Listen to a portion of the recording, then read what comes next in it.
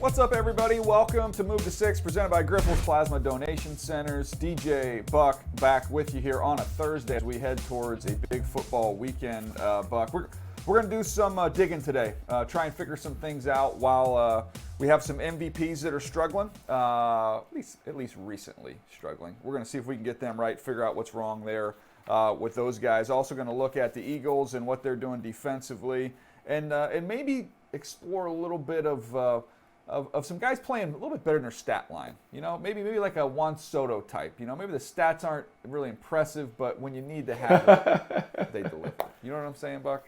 They show up. Okay, I get that. I understand that. All right, yeah, there you go. I'm over under 2.5 baseball references mixed in until the Padres are out of the playoffs. That's the way it's going to be here. It is what it is. Let's start with some MVPs. We've got 4 MVPs coming off losses last week. Aaron Rodgers, Lamar Jackson, Mahomes, and Brady. They all lost in Week 6. All of them looking to bounce back. But instead of just looking at kind of that one individual performance last week or why their teams lost, I want to say if there's anything different with these guys individually, or is it a team thing when we compare who they are now compared to their MVP years. And I think Mahomes is probably, he's still in line to be very much in the MVP race. They just lost a tough game against a really good Buffalo team. But let's start with Aaron Rodgers first of all, Buck. They lost last week. His numbers this year, he's 9 touchdowns, 3 picks, 1,400 yards, but they're not playing well offensively. The team's sitting at 3-3. Is this an Aaron Rodgers thing? Is it a Packers thing, or both? It's a little bit of everything. It's Aaron Rodgers being an older quarterback. I believe his skills are beginning to diminish a little bit, and so he needs more support now than ever from the people on the perimeter. But I think Aaron Rodgers kind of told us what's really going on behind the scenes when he kind of begged and pleaded for Matt LaFleur to simplify things for the young guys. Hey, some plays we got 10 guys doing the right thing, 1 guy not, 9 guys doing the right thing, 2 guys not. So to me, it's really a cry for him to say, hey, let's get everybody on the same page. I would rather do fewer things really well than try and do a bunch of different things and have some mistakes and miscues. So let's tighten it up, skinny up the playbook, and let's see if we can get our guys to play more efficiently. Let's be faster. Let's kind of get back to playing Packers football. What was interesting, though, is the coach didn't appear to be in line with that assessment. And so somewhere down the line, Aaron Rodgers, Matt LaFleur need to have a conversation to see how is the best way to get this offense going. For me, I tend to lean on the quarterback because the quarterback is on the field. He sees the reaction of those guys in the huddle. I would lean towards Aaron Rodgers when he's saying, we need to simplify this thing because there are too many busts. I know Matt LaFleur has a big call sheet and a big playbook that he wants to get to, but it doesn't matter. If you can't get the basics right, you can't start to do the other stuff. You better focus on the basics. So scaling down might help the Packers play better. There's an interesting name out there that hasn't really been discussed in terms of a trade potential. I know everybody's kind of waiting to see what Odell does and where he's going to sign and who can get his services coming down the stretch as he's recovering from that knee injury. But I was thinking about it, if it wasn't for the connection with the LaFleurs, you got Matt LaFleur, the head coach in Green Bay. You've got his brother Mike, who's the offensive coordinator of the Jets. It seems like the coaching staff is just completely, they've fallen out of favor, fallen out of love, I should say, with Denzel Mims. They don't really have any plan for him. He hasn't been active at all for the Jets this year. But I look at the Packers, Buck, and I look at their weapons, and I think, man, you take Denzel Mims, if he's got his head straight and his size-speed combination and some of the things he can do down the field, winning some of those contested catches. They don't really have anybody that scares you right now. I think he's got a chance if he's right. I think Denzel Mims has a lot of ability. He could give them a little something. But I just don't know about the connection there when you have the brothers. And if one LaFleur doesn't like him, I'm guessing the other LaFleur probably wouldn't like him as well. But I look at this, and you could say a small decline in Aaron Rodgers, but I watched the video, and there's not a whole lot happening. It's different than watching Denver. When you watch Denver, you'll see guys open, and you'll see Russell can't get him the ball. I'm talking all 3 levels where he has opportunities, and Russell Wilson's not delivering the ball. He's not seeing it. I don't see that same issue with Aaron Rodgers. I freeze it when he gets to the top of his drop, and I just don't see a lot of places to go with the football to get me excited. No, they have a tough time creating separation, and that was a big issue coming into the year. You wondered, would the wideouts be good enough to be able to get it done? Now, part of us thought that they were going to run the football, and so they were going to be able to create separation in different ways, meaning the running game is so effective that when you run play action, You have guys running wide open across the field on deep crossers and post routes and those things.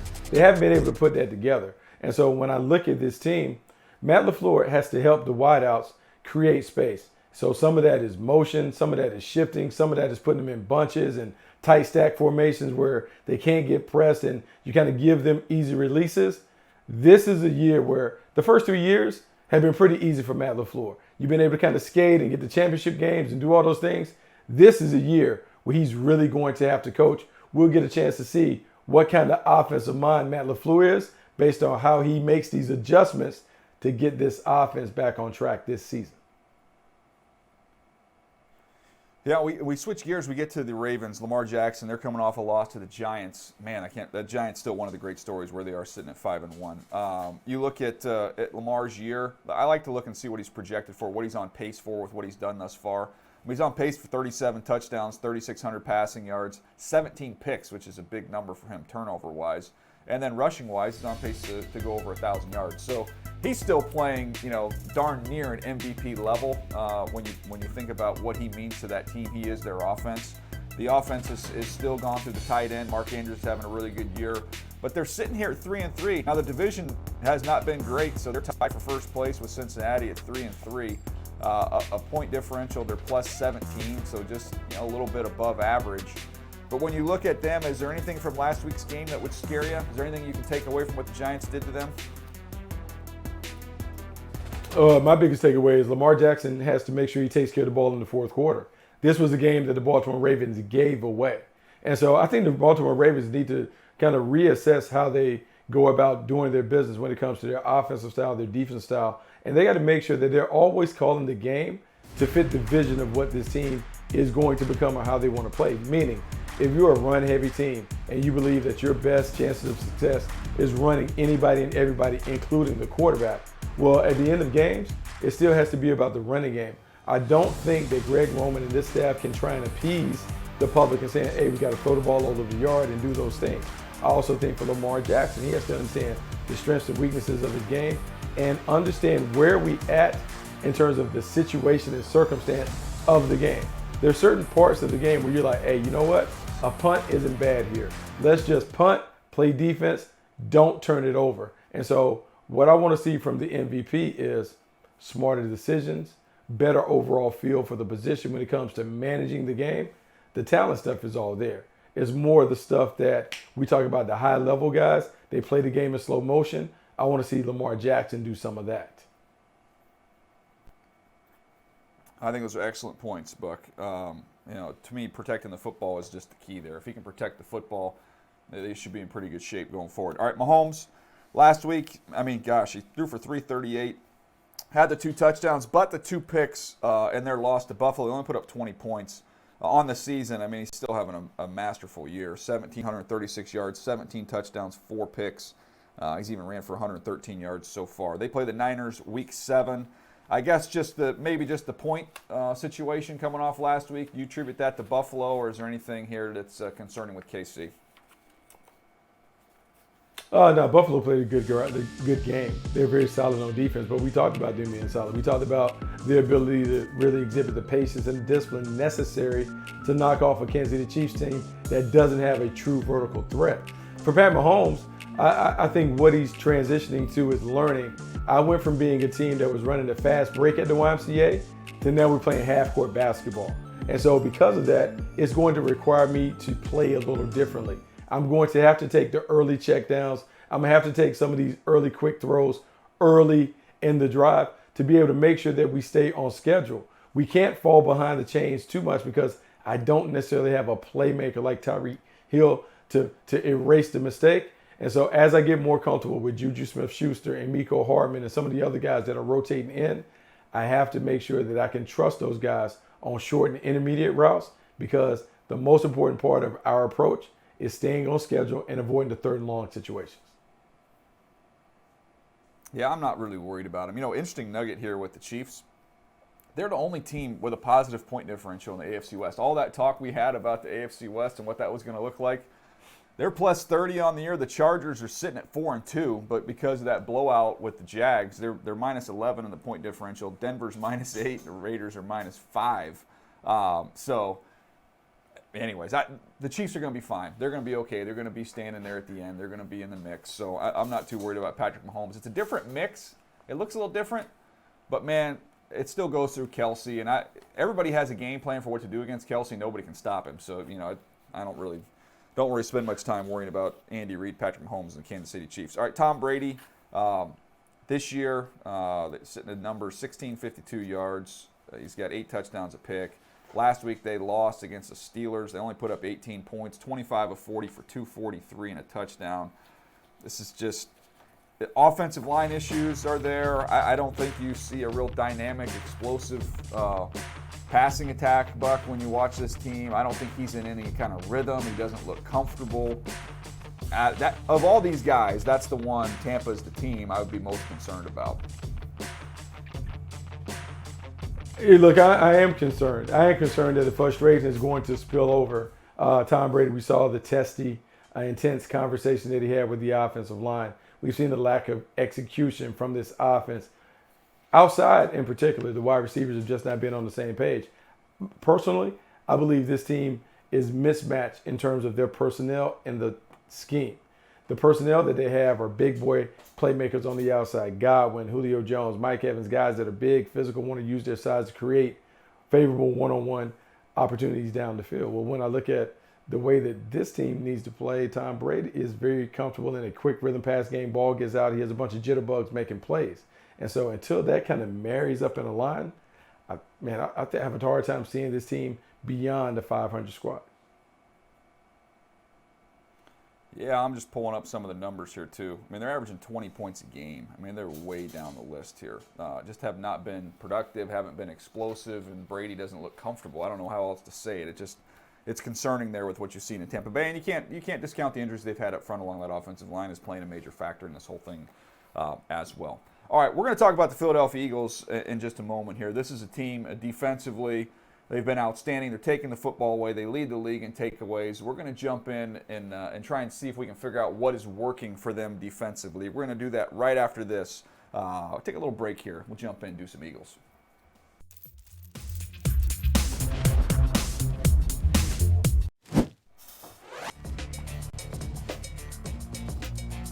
Cancer screening can help prevent and detect a number of cancers early, which often means less intense and more successful treatment. If you don't know where you can get screened, the NFL and the American Cancer Society can help.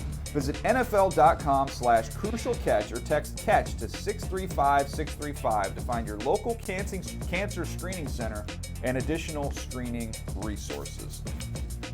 All right, let's talk about the Philadelphia Eagles here for a minute here, Buck. The only undefeated team left. I feel like Jalen Hurts, we've given him his flowers. We talk about the weapons they have, the run game, the offensive line. Everything they're doing offensively has been great. But defensively, this is a team that's got the most takeaways in the NFL.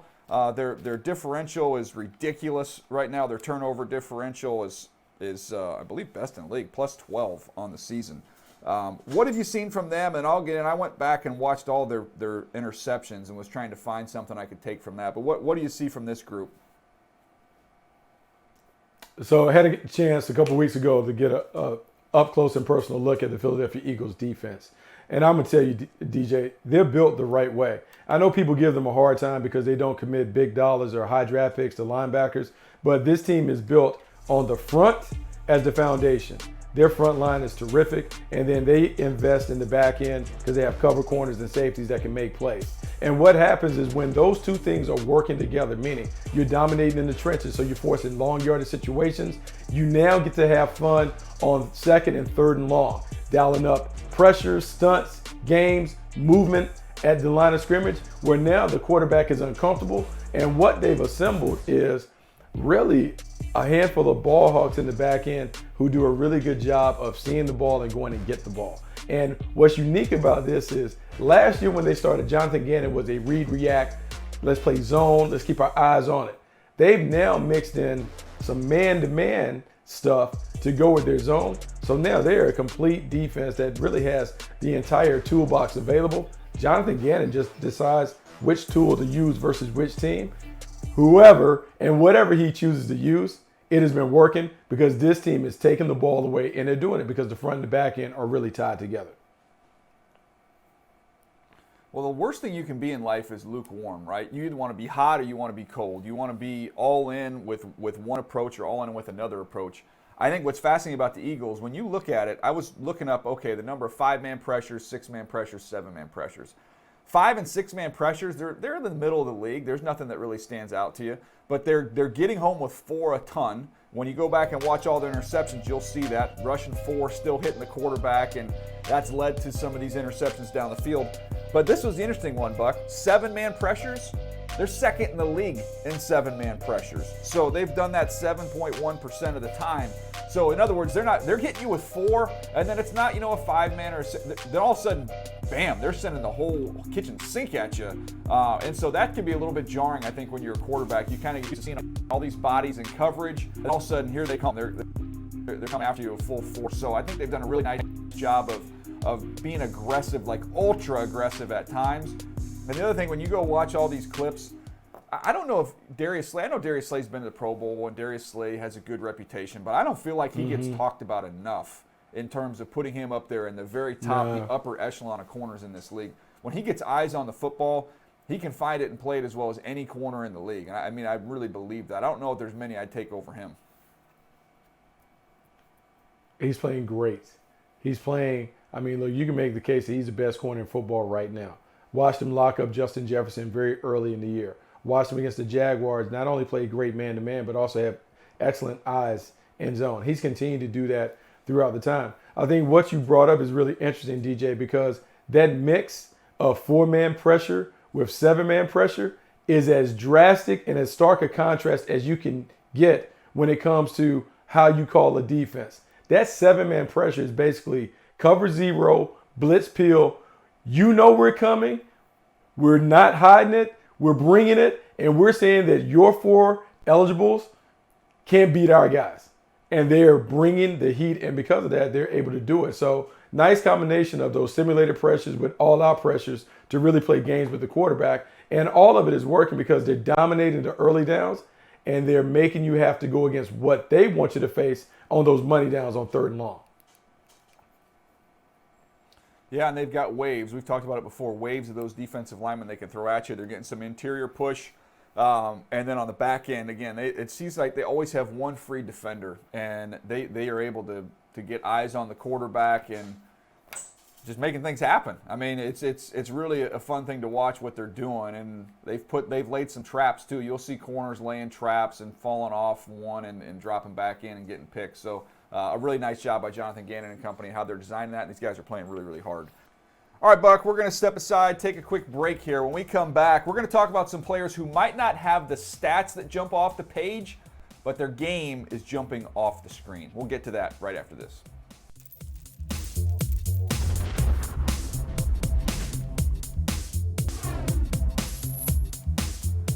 It's time to show your good side, presented by Grifols Plasma Donation Centers. We're looking at some impactful players that might not have the stats that wow you, Buck, but when we get a chance to dig into the video and look at how this season's gone, I think they've been pretty darn impactful. You want to lead us off here? Who do you watch? Who do you see that doesn't have the stats but has the game? Look, I'm going to come off last weekend, have an opportunity to watch the Jaguars against the Indianapolis Colts. Alec Pierce stood out to me. And I knew the rookie playmaker was an outstanding athlete, a guy who had size, speed, outstanding leaping ability. But what has really been impressive, DJ, he not only can make plays outside the numbers on vertical routes, but he's showing a knack for being able to get inside the numbers and do some of the things that complete receivers do. And it's interesting because Frank Reich talked about this. He said, look, it's one thing to get a big, tall receiver that can make the plays vertically. It's another thing when you can take that guy and put him in a slot and have him do crosses and dig routes and in-breaking things in traffic. Alec Pierce is already showing the ability to do that. It is making, the Indianapolis Colts have a nice tandem when you have Michael Pittman and Alec Pierce being able to get it done. One of the reasons why Matty Ice is beginning to play better for the Indianapolis Colts. I'm curious on this one, the late, great Vincent Jackson. I know Vincent Jackson was taller, a little bit bigger, but do you see any similarities seeing him up close, seeing him in person? I'm going to see the Colts the day after Christmas, but that's when I see how he's playing, how physical he is. He reminds me a little bit of Vincent Jackson. Yeah, he's not quite as supersized as Vincent Jackson was, but it's a nice comp. And the reason why is because Vincent Jackson was terrific as a number 2 receiver, but then had an opportunity to be a number 1 receiver in Tampa later in his career. But it's the same thing. Big body, physical, can win the 50-50 balls down the field, but he learned how to do the in-breaking stuff. And when you have a big receiver, a receiver that's athletic and has size, when they can do multiple things from multiple spots, it really makes it challenging because who do you match up on that player? He's too big for the nickel. He's too athletic for the big corner that you want to put on him. It really makes him a nightmare to match up with, and it's a huge advantage for the offense. Yeah, that's a good one. I'm going to go to another rookie. You went the rookie and Alec Pierce. I'm going to go to the corner and Sauce Gardner. And look, I had Sauce Gardner as the top rookie in my first quarter rankings in terms of how he's playing. But the stats, if you just flew in from another planet, just look at the stat line. Like he has 1 interception. Okay, how good is this guy playing? This is a position you cannot just judge it off of how many times you pick off a pass. This guy's playing lights out. You watch tape each and every week. It's not only the awareness, the instincts. Buck, they're down inside the 20. They try and hit him with a double move. He doesn't take the cheese. He's playing like a veteran. One of the stats that does show up on the sheet is, look, he's only got the 1 interception. Buck, he's allowed 4 catches this year, and I think some of those might even be kind of iffy. That's always a little bit of a subjective stat because they play a good bit of zone. But he's got 9 pass breakups. So you're giving up 4 catches and you've broken up 9 balls. That's a pretty good ratio there for Sauce Gardner. I know Tariq Woolen is playing his butt off. I'm excited to see him this week when they play the Chargers when Seattle comes to Los Angeles. He's got the 4 interceptions. He's been impressive. But, man, I watched Sauce Gardner, and I really don't care about the difference between the picks between these two guys. Sauce Gardner is playing lights out corner. Yeah, he is a lights out corner. And DJ, one of the things that you liked about him when you saw him at Cincinnati, look, the nickname is fantastic, but to carry that nickname, you not only have to have a lot of confidence, you better have a lot of skill. And when you watched him on tape, he does have a lot of skill. He can press, he can play off, he has great instincts and awareness. And this defensive scheme that he's playing in under Robert Saleh is the perfect match for him. His ability to be able to see the ball, clue the ball, while also having plenty of opportunities to go up and put his hands on wide receivers at the line of scrimmage is exactly what you want a high-end corner to be able to do. And so, yeah, coming off a week in which he was able to walk out of the stadium with the cheese head, he deserves a little kudos for his work. All right, let's do a bonus here. Give me one more quickly. Let's just get one more guy. Maybe the stats aren't there, but the game is. How about Noah Brown? I felt like Noah Brown for the Dallas Cowboys did a great job of holding it down while Michael Gallup was away, still coming back from his injury. Noah Brown came in, and when CeeDee Lamb couldn't get it done, may have had some issues with the drop, Noah Brown made a ton of plays for Cooper Rush. And it's not about the stat line, it's about the effectiveness, and it's about when he was able to make those plays. Noah Brown stepped up in some key moments, made some plays. And now when you think about the Cowboys, Dak Prescott coming back, being able to have a legitimate 3-receiver set with guys that are all viable options, CeeDee Lamb, Michael Gallup, Noah Brown, it puts enough stress on the defense where you got to deal with Tony Pollard and Ezekiel Elliott, but then you got to deal with those guys. Noah Brown has proven that he can win one-on-one. I think the Dallas offense is more dangerous, more dynamic because Noah Brown has really exceeded expectations as a number 3 receiver. Yeah, he's a tough dude, man. Physical, tough, competitive. I like the way his game continues to grow and evolve. No question, that's a good one there. I'll give you one more here, and let's go to the quarterback and Daniel Jones. He's got 5 touchdowns, 2 picks. He's only got 1,000 yards. He's on pace for under 3,000 passing yards. He's on pace for 14 touchdowns, 6 picks. And you sit there and go, oh my gosh, they're a mess. They need to find another quarterback. Daniel Jones has helped give them a chance to win each and every week. He's making those 1 or 2 plays you need to make. He's helped cover up for some of their issues that they've had in certain parts of their offensive line. To me, I think he's played winning football, and I don't care what the stats say. Those big moments, you got to have it, whether he does it with his legs, whether he does it with his arm. He's been good. He's done a much better job of taking care of the football, too. So I think Daniel Jones is playing winning football. I don't care what the stats say, Buck. Yeah, winning football, and there's something to that, DJ. And I know evaluating quarterbacks is very subjective. Some people like the arm trait, the physical traits. Some people like to look at the stat line. At the end of the day, your quarterback needs to help your team win. And in winning, it may not always be something that they do physically to make it happen. It might be a management situation, how they manage the clock, manage the situation, get the team into the right play call, understand where you need to set the protection and those things. When I look at the Giants, they're not a dynamic squad, but they're an effective squad because they're learning how to play winning football. They've mastered the art of playing winning football because they're not messing it up. And I believe Daniel Jones has made a huge leap in what I call his competitive maturity. He is doing the things that great quarterbacks do to help their team win games. And so, it's not flashy. It's not going to be something that we talk about all the time on TV, but it's winning. And because he's able to lead his team to the winner's circle, I think he's earned a lot of currency in that locker room that his guys know that Daniel Jones will find a way for us to win games. That, to me, that's invaluable. Yeah, they can find a way in the offseason now to continue to build around him. They've done a nice job of really trying to invest in this defense over the last few years, over a couple different regimes. I like what they've done there. Defense is playing at a high level, doing a great job. Offensive line, left tackle Andrew Thomas is playing well. They invest in Evan Neal, get him up and going and playing well. They've still got to put some players around him. Saquon has been kind of the lone playmaker for this team, adding some dudes on the outside. And you saw that when you look at Joe Shane, our buddy, when he was in Buffalo. They got a year seeing Josh Allen operate, then they went out and made the bold moves, bringing Stephon Diggs, and really upgraded everything. That's going to be their challenge there in New York, but hats off to them. They are 5-1. All right, Buck, the time that we all look forward to, favorite time of the episode here. Hammer this NFL Plus read for me, would you? Oh, well, look, man, this is my favorite part, my favorite read. Here we go. NFL Plus is the league's new exclusive video streaming subscription service. NFL Plus has your game day covered with live local and primetime regular season and postseason games right on your phone or tablet. NFL Plus is available in the NFL app and at NFL.com. Subscription plans start at $4.99 a month.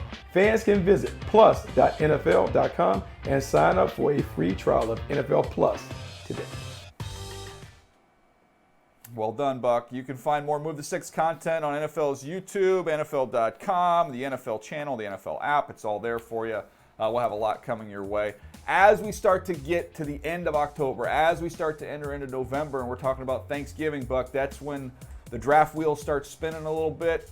Get a chance to start really digging in on some of these players as they played a bunch of games. We'll start a little more draft talk here on Move the Sticks. I know you guys love that. So that'll be coming shortly, I promise you. Thanks for listening, everybody. We'll catch you next time right here on Move the Sticks, presented by Grifols Plasma Donation Centers.